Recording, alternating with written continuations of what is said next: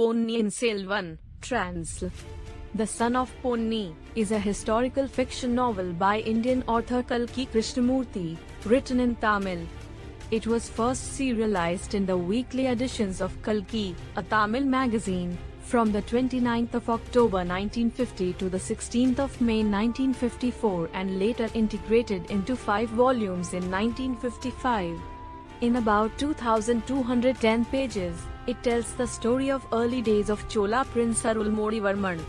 Kalki visited Sri Lanka 3 times to gather information and for inspiration. Ponniyin Selvan is regarded as one of the greatest novels of Tamil literature. 1. The fan following for the series, which was published weekly in Kalki, was such that it elevated the magazine circulation to reach a figure of 71,366 copies, a vast readership in a newly independent India. Citation needed. The book continued to be admired in the modern era, developing a cult following and fan base among people of all generations.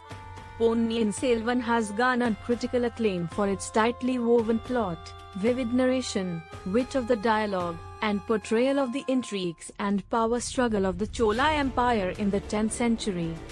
The story revolves around Vandiyathevan, a charming, brave and courageous young man who sets out across the Chola land to deliver a message from the Crown Prince, Aditya Karikalan, to the Emperor Sundara Chola and the Princess Kundavai.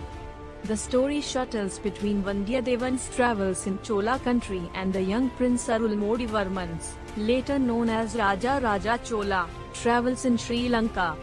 The narrative details attempts by his sister Kundavai to bring back Arulmozhivarman to establish political peace in a land seemingly beset with unrest and civil war plotted by vassals and petty chieftains.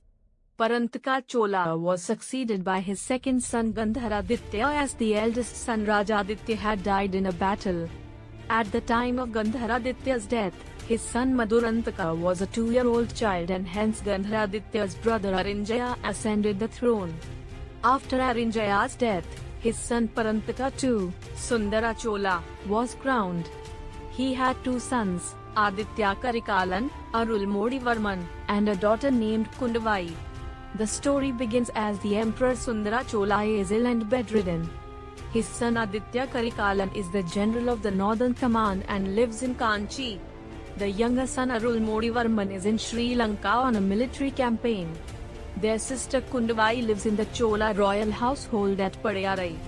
The story advances when rumors abound that there is a conspiracy against Sundara Chola and his sons. Vallabhrayan Vandiyathevan confirms these suspicions by eavesdropping on a secret meeting at the Kadambur palace of his friend Kandanamaran. In his youth, Aditya Karikalan had fallen in love with Nandini, but she turned vengeful and vowed to destroy the Chola dynasty after Aditya Karikalan killed Veerapandiyan. We also meet Kundavai Piratti, who after hearing the news of the conspiracy sends Vandiyathevan to Sri Lanka to give a message to Arulmozhivarman to come back immediately. Besides these, there are other characters like Madhurantaka Tevar, the man whom the conspirators want to crown king, the son of Gandharaditya, and Aniruddha Brahmarayar, Sundara Chola's prime minister and the man who has eyes and ears everywhere. Vandiyathevan also meets Brahmarayar's spy Adavar Kadiya Nambi, a man who roams the country challenging Shaivites to debates. He collects information for the Prime Minister and is always around Vandiyathevan, rescuing him from trouble. Other characters include Vanatti, a Kodumbalur princess, the woman who later becomes Arulmozhivarman's wife, who is in love with Arulmozhivarman, Pungudali, the boat woman who rows the future king to Lanka, Mandakini, the deaf and mute birth mother of Madhurantaka Chola and the aunt of Pungudali. Most memorable among the female characters is Nandini, whose beauty is said to have the power to influence any man. Manimegalai, the sister of Kandanamaran, the Kadambur prince, who helps Nandini without any knowledge that she is the conspirator and who also turns against Vandiyathevan, his best friend. Meanwhile, with Pungudali's help, Vandiyathevan reaches Sri Lanka, meets Arulmozhivarman, and becomes his close friend. In Sri Lanka, Arulmozhivarman realizes that his father had spent some time on a nearby island and had been with a girl who was born deaf and mute. He meets her and realizes from her drawing that she and his father have had 2 children. Who are those children and do they have the right to the throne?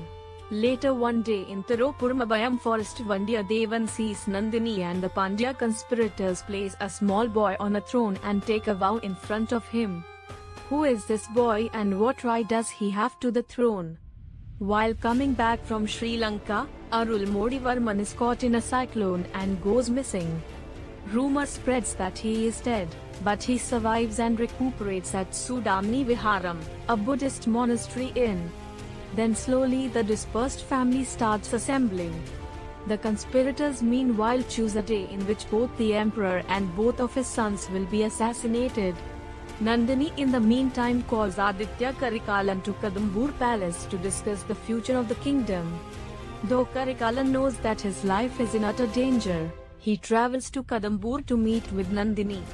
Aditya Karikalan is then assassinated at the palace. Meanwhile, Arulmozhivarman recovers and returns to Tanjavur, where he was initially forced to accept the crown. He appears to acquiesce, but later tricks everyone during the coronation ceremony and crowns his uncle Uttama Chola instead. Thus the 5th part of the book is named as Tyaga Sigram, the pinnacle of sacrifice.